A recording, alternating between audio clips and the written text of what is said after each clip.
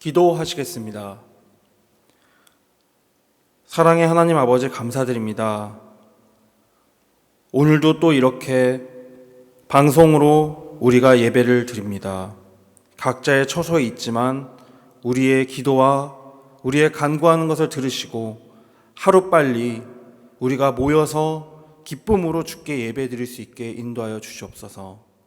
우리 삶의 예배를 받아주시는 주님, 우리가 교회 예배를 드리지 못한다고 하여도 우리의 일상생활 속에서 주님을 찾고 주님의 말씀을 읽고 기도하는 생활을 게을리지 않게 하게 인도하여 주시옵시고, 언제나 예수 그리스도의 복음 안에서 육적인 것과 눈에 보이고 사라지는 것들에 집착하는 것이 아니라 보이지 않는 영원하신 주님의 나라를 항상 기억하고 희망하면서 기쁨으로 살아갈 수 있게 그 힘을 주시옵소서.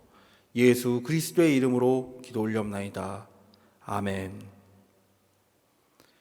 오늘 선포될 말씀 또한 우리가 생각해 보아야 될 말씀은 신약 성경 디모데전서 1장 12절부터 20절까지의 말씀입니다. 디모데전서 1장 12절부터 20절까지의 말씀입니다. 각자 계신 곳에서 다 찾으신 줄로 알고 봉독하겠습니다. 나를 능하게 하신 그리스도 예수 우리 주께 내가 감사함은 나를 충성되이 여겨 내게 직분을 맡기심이니, 내가 전에는 비방자요 박해자요 폭행자였으나 도리어 긍휼을 입은 것은 내가 믿지 아니할 때에 알지 못하고 행하였음이라. 우리 주의 은혜가 그리스도 예수 안에 있는 믿음과 사랑과 함께 넘치도록 풍성하였도다. 미쁘다. 모든 사람이 받을 만한 이 말이여, 그리스도 예수께서 죄인을 구원하시려고 세상에 임하셨다 하였도다. 죄인 중에 내가 괴순이라. 그러나 내가 긍휼을 입은 까닭은 예수 그리스도께서 내게 먼저 일체 오래 참으심을 보이사 후에 주를 믿어 영생 얻는 자들에게 본이 되게 하려 하심이라. 영원하신 왕 곧 썩지 아니하고 보이지 아니하고 홀로 하나이신 하나님께 존귀와 영광이 영원 무궁하도록 있을지어다. 아멘. 아들 디모데야, 내가 너에게 이 교훈으로서 명하노니 전에 너를 지도한 예언을 따라 그것으로 선한 싸움을 싸우며 믿음과 착한 양심을 가지라. 어떤 이들은 이 양심을 버렸고 그 믿음에 관하여는 파선하였느니라. 그 가운데 후메네오와 알렉산더가 있으니 내가 사탄에게 내어준 것은 그들로 훈계를 받아 신성을 모독하지 못하게 하려 함이라. 아멘. 잠시 기도하겠습니다. 역사의 주인이시고 모든 성경의 주권자 되시고 주인 되시는 아버지 하나님, 감사드립니다. 오늘 이 말씀을 통하여서 우리가 주님께 배워야 될 것이 무엇인지, 우리가 변화받아야 될 것이 무엇인지, 돌아봐야 될 것이 무엇인지 깨닫게 하여 주옵시고, 이 강단에서 말씀을 전하는 설교자에게 주님의 능력을 덧입혀 주사 오직 예수 그리스도의 뜻만을 전할 수 있는 그것을 허락하여 주시옵소서. 예수 그리스도의 이름으로 기도 올리옵나이다. 아멘.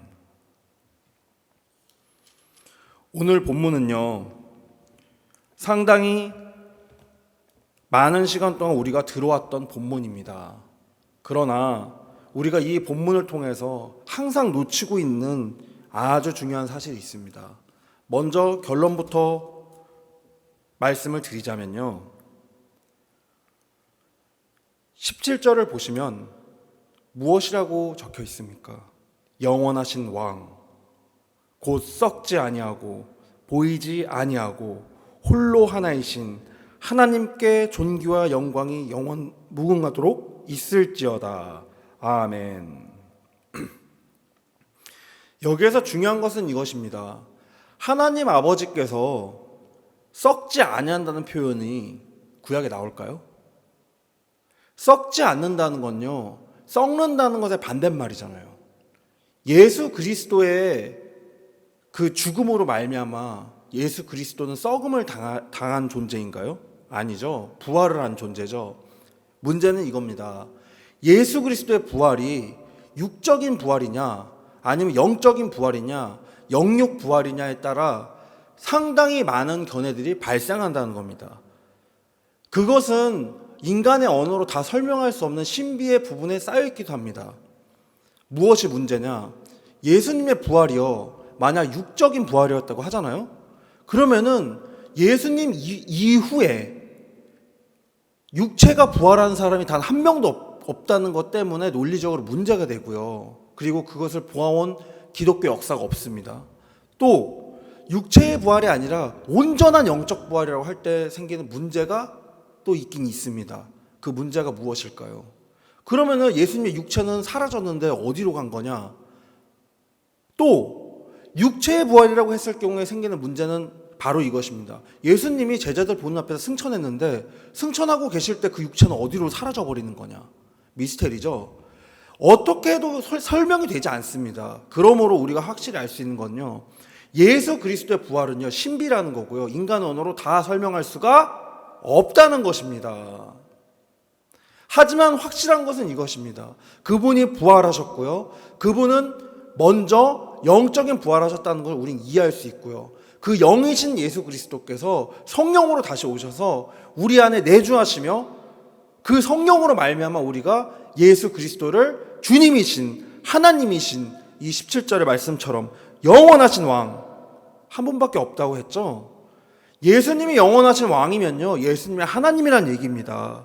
곧 썩지 아니하고 보이지 아니하고 홀로 하나이신 하나님께 존귀와 영광이 영원 무궁하도록 있을지어다. 아멘. 이렇게 돼 있다는 것입니다. 지금 이 문장을요, 오해해서 하늘에 계신 하나님이라고 읽고 있는 이 시대에 개혁교회 신도들이 있을지 모르겠습니다. 이것은 어마어마한 재앙입니다. 왜냐하면요, 사도들이 전했던 복음은요, 예수 그리스도가 우리의 유일하신 주님이시라는 걸 전했기 때문입니다.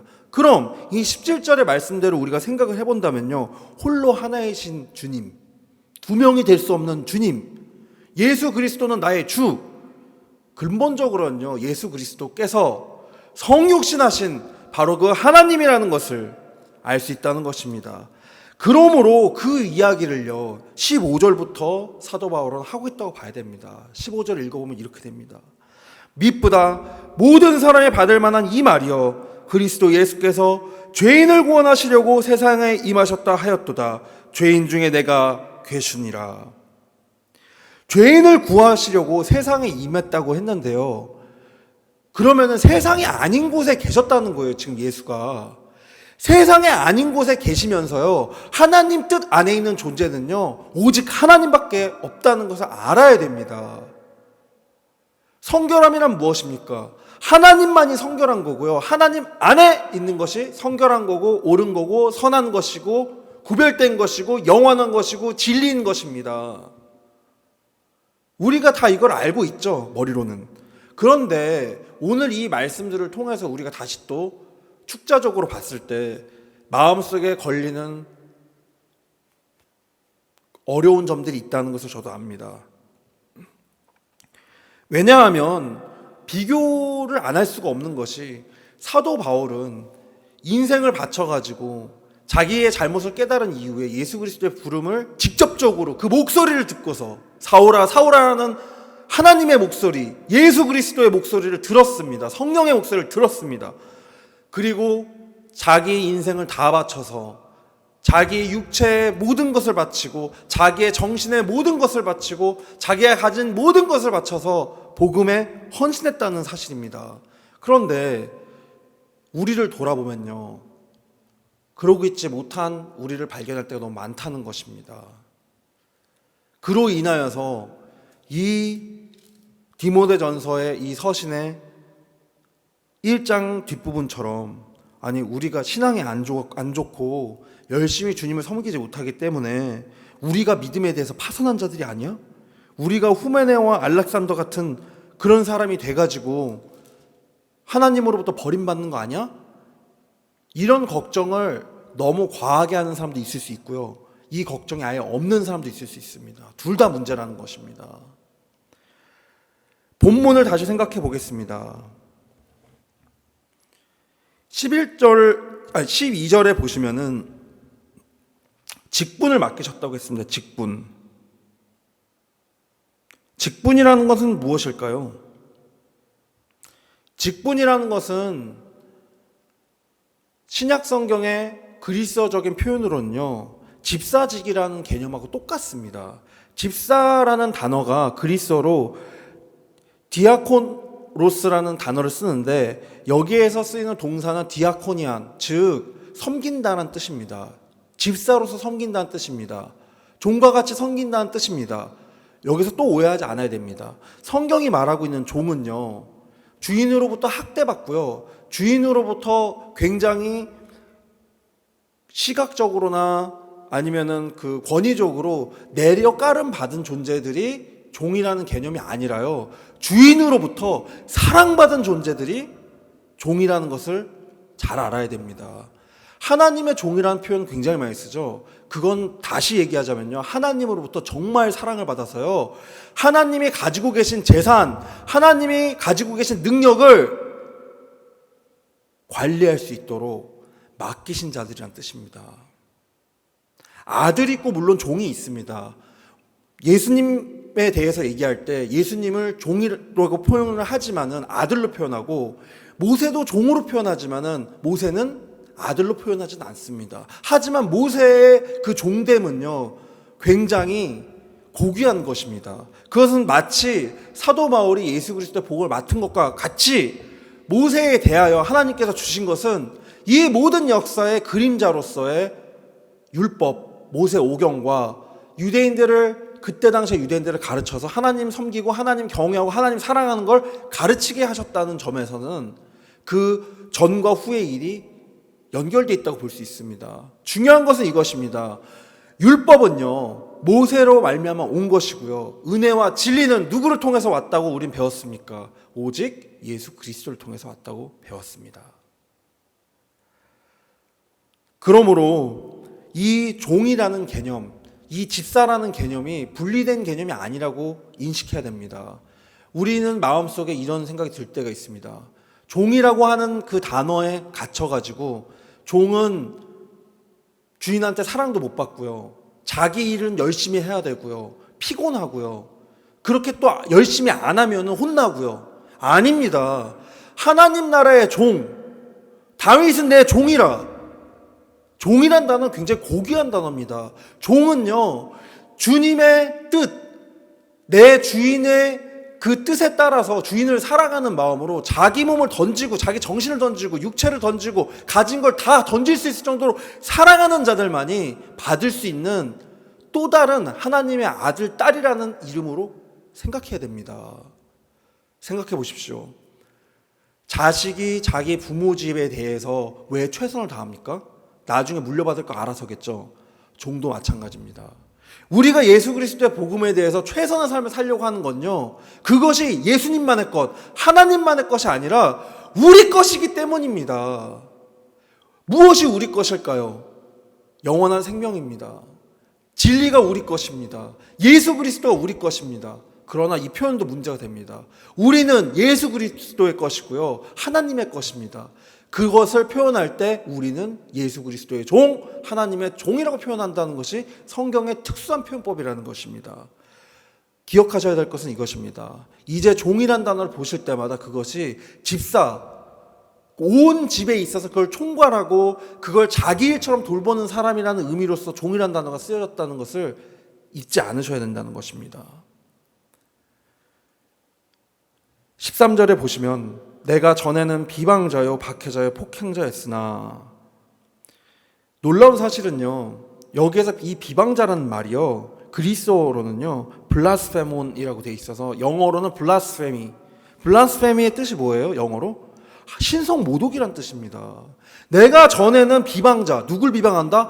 하나님을 비방한다. 근데 사도 바울이 하나님 비방한 적 있나요? 아니요. 예수 그리스도와 예수 그리스도를 믿는 사람들 비방한 것에 대해서 그것이 하나님의 뜻에 대한 비방이었고, 그것이 육체로 오신 하나님에 대한 비방이었으며, 그것이 정말 악한 것이며 그것이 죄였다 고백하고 있다는 것입니다. 누가? 사도 바울이. 도리어 긍휼이 입었다고 했습니다. 이 긍휼이란 단어가 성경에서 나올 때마다 우리는 생각해야 됩니다. 사람이 긍휼을 줄 수 있을까요? 아니요. 죄를 사해 주시는 것, 죄가 용서되는 것은요, 하나님께서만 하실 수 있는 주님의 특권인 것입니다. 왜? 죄가 없는 사람이요, 죄를 속죄할 수 있기 때문입니다. 죄가 없는 사람이 있을까요? 죄가 없는 사람이 없을까요? 예수 그리스도를 제외하고서 의인은 없다고 사도 바울은 다른 곳에서 또 얘기하고 있습니다. 이것은 굉장히 중요한 것입니다. 우리가 왜 예수를 믿냐? 우리가 왜 예수를 믿어서 구원을 받아야 되고 왜 천국에 가야 되냐? 그것이 우리의 생명을 지으신 하나님의 뜻이고요, 나보다 나를 더 사랑하는 창조자의 뜻이기 때문입니다. 내가 그냥 천국 가고 싶고 내가 구원받고 싶어서 예수님 믿는다고 하면요, 그것은 아직 어린아이의 신앙에 머물러 있다고 생각해 볼 필요가 있다는 것입니다. 알지 못하고, 예수 그리스도를 알지 못하고 행하였던 것을 비방자여 폭행자였다고 자기를 표현하고 있습니다. 14절에 번역이 되었으면 좋았을 단어가 빠져 있습니다. 그러나 라는 단어를 넣으면 더 좋겠죠. 우리 주의 은혜가 그리스도 예수 안에 있는 믿음과 사랑과 함께 넘치도록 풍성했다. 그래서 어떻게 됐다? 그 은혜로 말미암아 죽어도 마땅한, 심지어 하나님을 몰라보고 하나님을 섬긴다고 하면서 하나님을 박해한 내가 주님의 사도가 되었노라. 아멘, 할렐루야. 이런 방식으로 사도 바울은 이야기를 진행한다는 것입니다. 그래서 15절에 미쁘다라는 말이 등장합니다. 이 미쁘다라는 말, 성경에서, 신약 성경에서 특히나 많이 이렇게 개정개혁 성경에서 번역이 됐는데요, 이 미쁘다라는 말은요, faithful, 신실하다는 뜻입니다. 믿음이 있다, 믿을만하다. 근데 한국어 표현으로 바꾸면 좀 이상하죠. 믿을만하다, 모든 사람이 받을만한, 이 말이요. 그래서 이걸 미쁘다라는 특수한 표현으로 번역이 된 것 같습니다. 믿을만하다는 건 어떤 의미를 얘기합니까? 약속을 했으면 지켜야 되는데 그 약속이 지켜지나요? 어렸을 때, 제가 중학교 정도 때 친구들과 그런 대화를 했던 적이 있습니다. 약속은 깨지라고 있는 거라고. 놀랍지 않습니까? 이 말에는요, 어마어마한 지혜가 있습니다. 어린아이들끼리 나눈 대화인데도요, 약속은 깨지라고 있는 거랍니다. 이 약속 안 깰 수 있는 존재 누굴까요? 하나님만이 약속을 안 깰 수 있습니다. 하나님만이 약속을 지키십니다. 하나님만이 어떤 상황에서도 그 약속을 반드시 이루어 주십니다. unconditional, 컨디션이 없습니다. 왜? 그건 오직 창조자, 생명의 주인만이 하실 수 있다는 것이죠. 이것을 우리가 너무나도 쉽게 잊고 살아간다는 겁니다. 기독교인 또는 예수를 믿는다고 함에도 불구하고, 신앙이 있다고 함에도 불구하고, 오늘 아침에 기도를 했는데도 불구하고 왜 주님은 나에게, 이런 말을 하고 사는 것이 우리의 현실이라는 것입니다. 그것을 돌아봐야 된다는 것입니다. 미쁘다, 믿을만하다. 이 서술의 본체는요, 내가 믿음이 있다가 아니고요, 그 믿음이 예수님이라는 것으로 생각을 좀 교정해야 된다는 것입니다. 우리 성경에서 번역되기를 모든 사람이 받을 만한 이 말이라고 했잖아요. 이거 그리스어로 읽으면요, 그냥 호 로고스예요. 태초에 말씀이 계시니라 그 말씀이에요. 그냥 미쁘다, 모든 사람이 받을 만한 이 말하고 자기가 하려는 말을 설명하는 게 아니고요, 예수 그리스도, 말씀으로 오신 그 예수 그리스도가 미쁘다는 얘기입니다. 이렇게 읽힐 수 있도록 다음 성경 번역이나 연구자들은 이 부분에 있어서 좀 신경을 써주셨으면 좋겠습니다. 그리스도 예수께서 죄인을 구원하시려고 세상에 임하셨다 하였도다. 죄인 중에 내가 괴수다.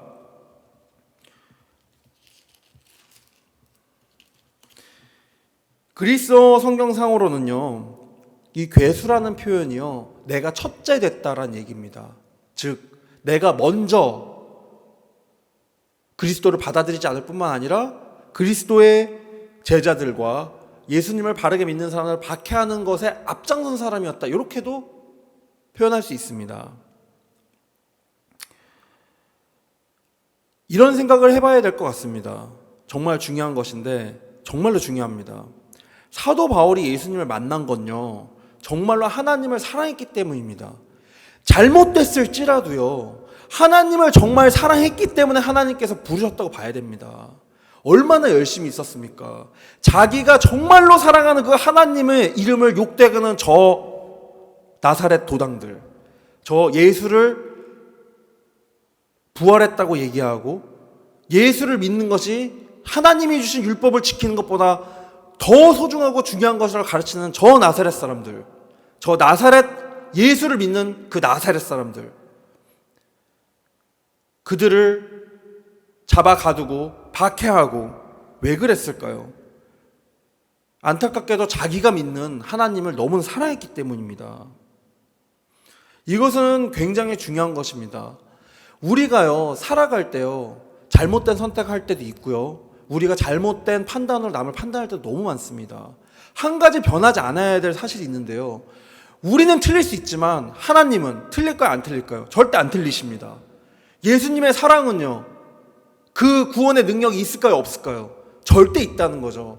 그걸 확신하고 믿으신다면요, 무슨 일을 하시든지 예수의 이름으로 최선을 다해서 열심히 해야 된다는 겁니다. 자기 삶에 일어나는 어떤 일들에 관해서요, 뒷짐을 지면 안 된다는 거, 게을러 주시면 안 됩니다. 잠언 18장 9절에는 이런 말이 있습니다. 자기의 일을 게을리하는 자는 패가하는 자의 형제랍니다. 영적인 것도 마찬가지입니다. 영적인 것도 어떤 일상성에 젖어들 때가 있습니다. 심지어 매일매일 기도하고 말씀을 봐도요, 성장하지 않는 영적 형태가 있다, 내 신앙이 성장하지 않는다, 그러면 퇴보하고 있는 겁니다. 성장해야 됩니다. 그것이 바로 종의 직무이고 책무인 것입니다. 사도 바울의 케이스를 보십시오. 정말 하나님을 사랑한다고 착각을 했으나 정말 하나님을 만났고 나중에 어떻게 됐습니까? 하나님의 충실한 종으로서 성령 시대에 어쩌면 마치 모세와도 같이 일을 하지 않았습니까? 최선을 다해서 동서남북, 그때 당시에 온 그 남부 유럽과 소아시아 쪽을 다 돌아다니면서 예수만이 살 길이다, 예수 믿고 구원받으시오, 예수가 하나님이다, 그런 새로운 사람이 되었다는 것입니다.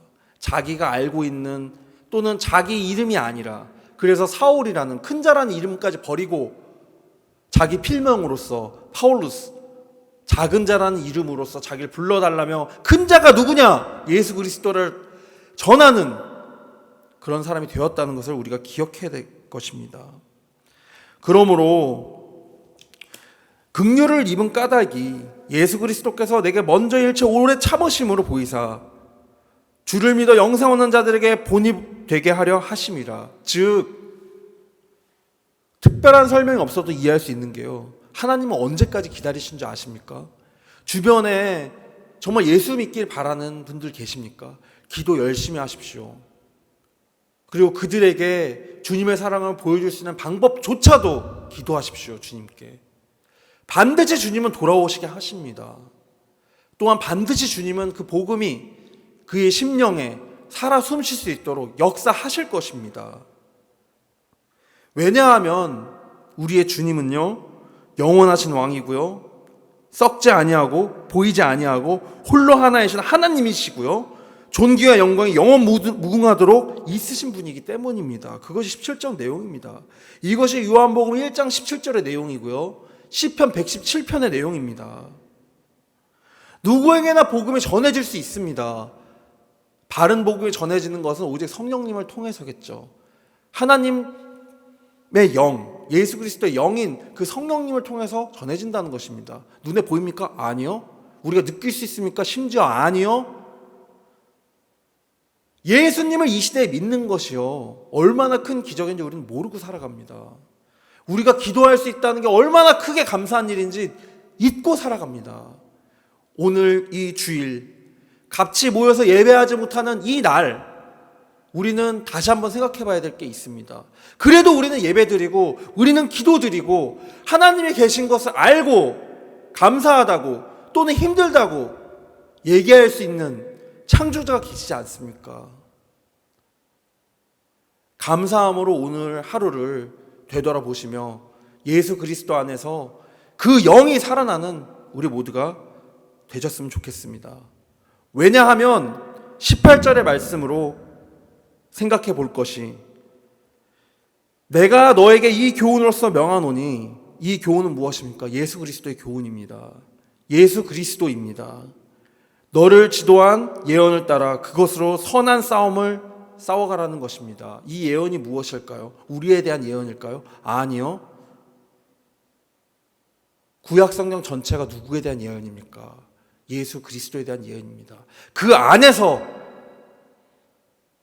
살아나시고 살아가는 우리 모두가 되었으면 좋겠습니다. 기도하겠습니다. 주님, 감사드립니다. 우리가 감사함을 잊는 것은 주께서 항상 우리와 함께 하심이라는 것을 잊어가는 것이라는 것을 깨닫게 해주셔서 감사드립니다. 사도 바울이 그의 서신서들을 통해서 어디를 펼쳐도 예수 그리스도, 어디를 펼쳐도 그를 찬양하라, 어디를 펼쳐도 그 안에서 평안하고 항상 기뻐하고 주 뜻대로 간구하라고 했던 그것들을, 그 아주 단순한 가르침들을 잊어가는 우리를 용서해 주시옵시고, 같이 모여서 예배를 드리지 못하는 이번 주에도 더욱더 주님을 바라고 영적으로 깨어있을 수 있는 우리가 되게 인도하여 주시옵시고, 주님을 더욱더 사랑하는 우리가 되게 인도하여 주시옵소서. 예수 그리스도의 이름으로 기도 올리옵나이다. 아멘.